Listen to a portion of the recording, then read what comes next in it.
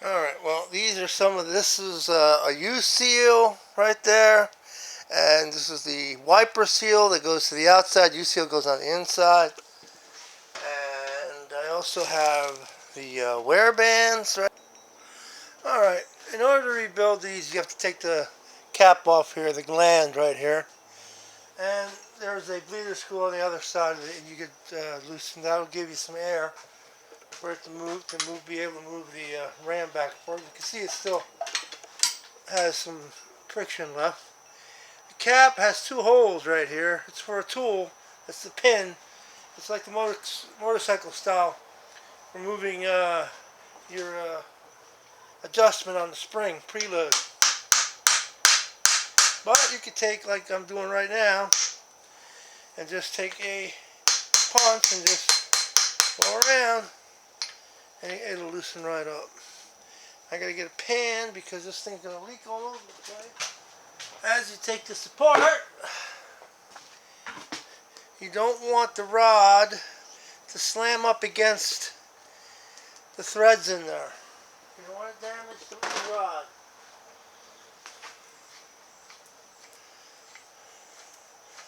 Okay, hold her up.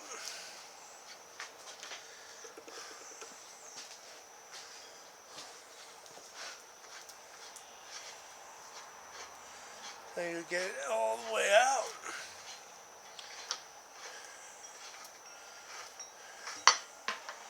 Okay, see? And you could, see that? Hear that? If you slam it hard on there, you could damage it. You don't want to do that. Now this is going to be my spare. I just wanted to show how it gets rebuilt.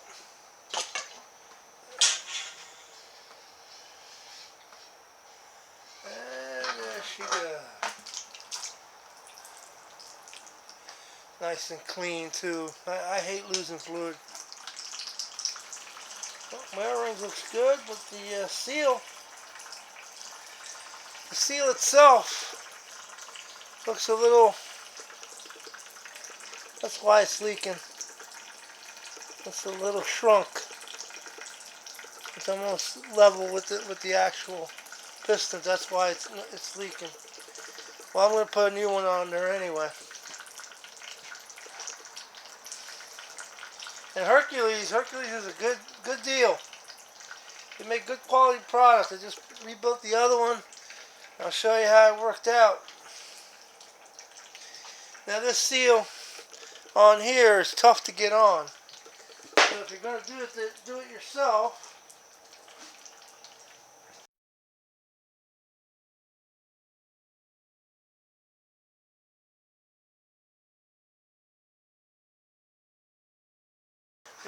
yourself, do yourself a favor and heat that seal, which is this one right here. This seal right here. Heat that seal to 200 degrees. I'll show you how I did it on my induction cooktop. That's how I got it on. And I'll do it from the bottom. Instead of having to go from the top over here and go past these, go up from the bottom, and the seal has to go this way. This part here is what seals. The oil side is here. This thing feeds oil right through here. At the bottom is a hole. This rod is hollow. That's how it feeds oil.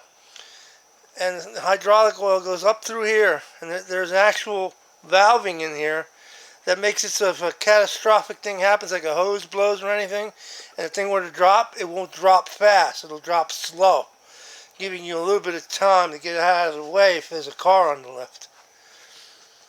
Well, that's how you put them on. Heat is your friend. Okay, due to these seals being really, really tight,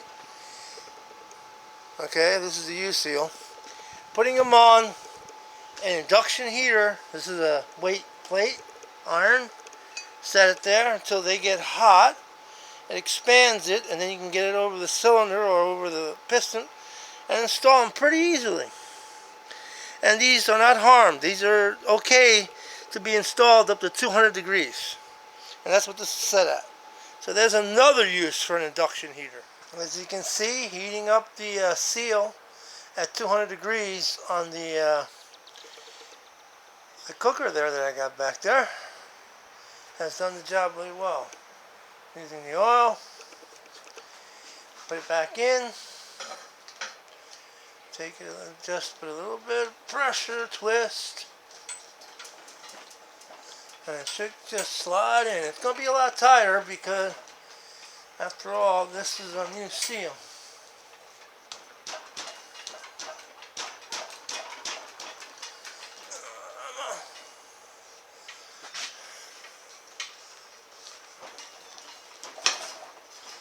There you go. Now put the cap back on. That's the way it should be. When you heard that noise, that wasn't a fart. That was actually my hand over the hole where the air comes out. I'll do it again. See? That's the seal. That's really good seal. You know you got a good seal on that. Alright. You put the cap. Have to replace the seal on that.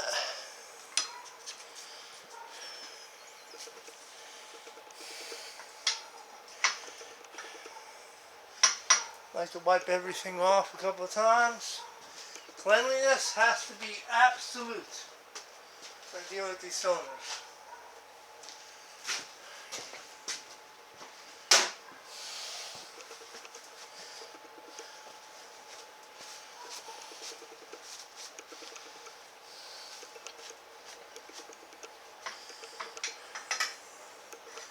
Put it back on, and then we'll just set it with the punch I used to open it up with, and it'll be good to go. This will be my spare cylinder. I already put my working cylinder on. 13 years I've had this lift. Only 2 blown seals. That's not bad for 13 years. It sits outside in a portable garage, non-heated, non-air conditioning. Works all the time, so that's a good deal. Put the pipe plug back in here and store it for whenever I have a problem. I have a spare cylinder sitting there waiting for me. And the pressure should be pretty good. Let's try that one more time. Thumb, hand covered over. Let's see. Oh, it's hard to push in. Guy's pretty strong. Yeah. Not bad. Pretty good pressure. Holds nice. I will put that set screw in there, and I'll store this guy in case I need it ever. Should be a long while before I have to use that again. Alright, I gotta take the lift head. They call this thing here the actual lift head. This is an early model Maxx jack, so it doesn't have the locking mechanisms on it. It uses bars in the holes to hold it in 2 positions. Very early. Back then, they were only $1,800, and you could have them shipped to your house for free. No shipping. But these guys have to come off, and they're heavy. The arms have to come off. Then I gotta raise it up to the top. Take the bar off on the top as well. There's a bar up here.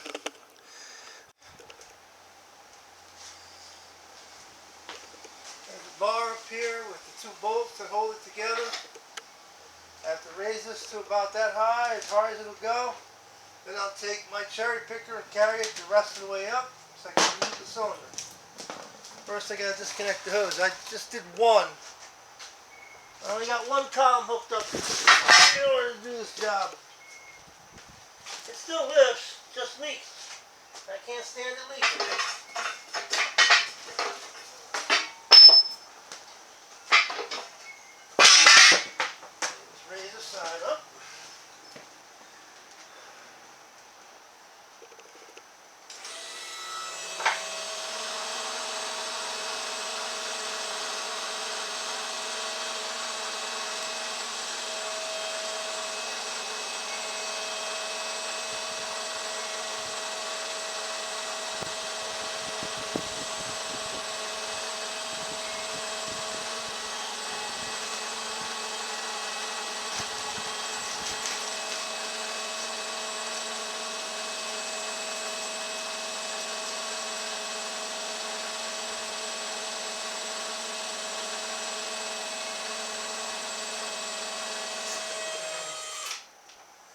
Stop it right there.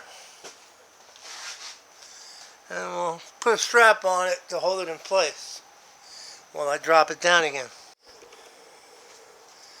Making absolutely sure you have a good strap on there. This boom is extendable all the way out to here because I modified it for that. This way I can move small stuff like transmissions and stuff, put them in and out of trailers. Everything around me is usually modified to work the way I want.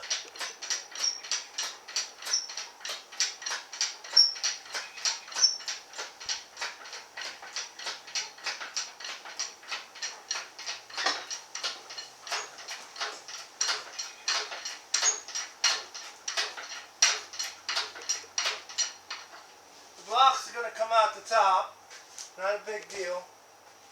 I'm going to lower the ram, at least try to. Okay, once the lift head clears the cylinder, and you're going to take this out, you disconnect the quick disconnect off of there. It's a good time to start cleaning it, clean inside the column and everything else. But this fitting here has to be put at about the 9 o'clock, okay, and then it'll slide out that. If you leave it on going up, it won't come out. This has got to be switched over to the other cylinder, then I can put the other cylinder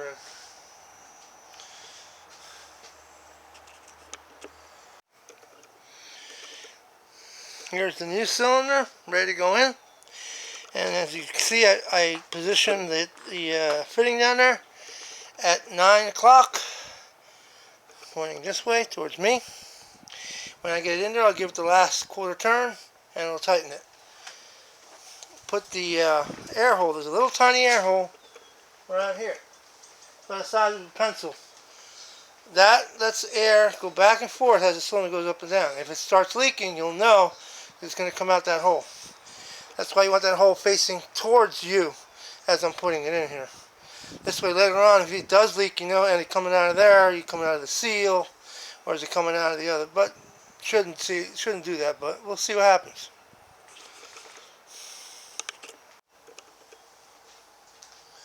Alright, as you're lowering this, you're going to have to keep mind of the blocks on the top that guide it down. You can lift it a little bit, not much. Once you get the cylinder in there, it's pretty good. You don't want to give it too much slack.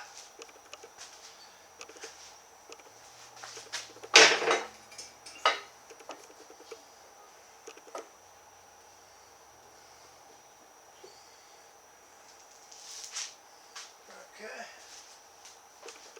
Just lower down over that.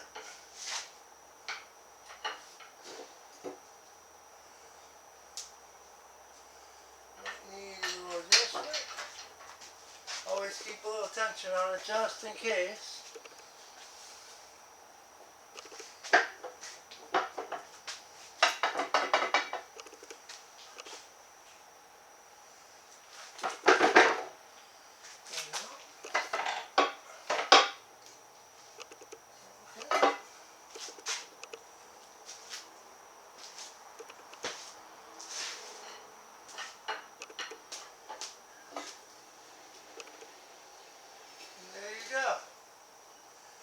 It'll get stuck in a couple of spots until you get it all straightened out.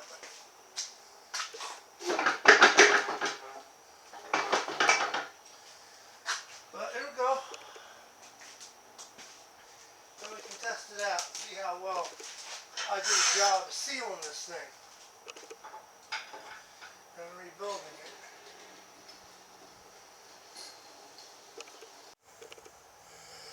Okay, now I only hooked up one side. I'm going to bleed this side. I'll have to bleed the bleed screw on top of the cylinder. I'll have to open it up. Okay, let's see.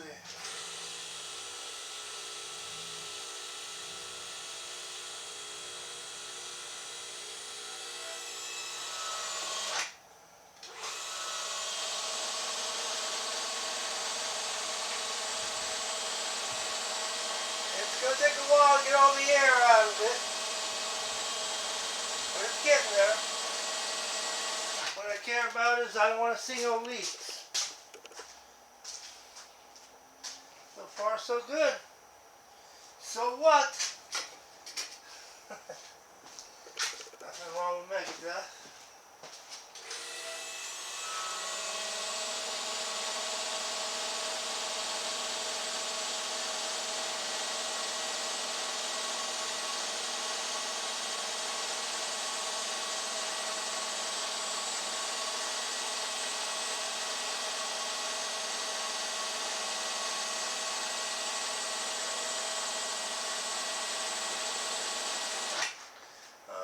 Get a box, get on there and bleed that a little bit, because it may fall.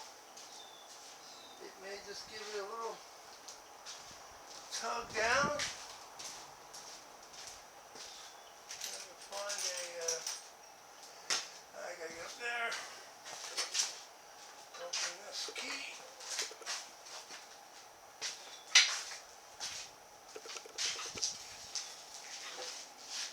Oh, this really good, nice. Really nice. They work really good. USA made seals. Myanmar made these that were made in China. And now Benpak took over, and they're still made in China. So don't cry.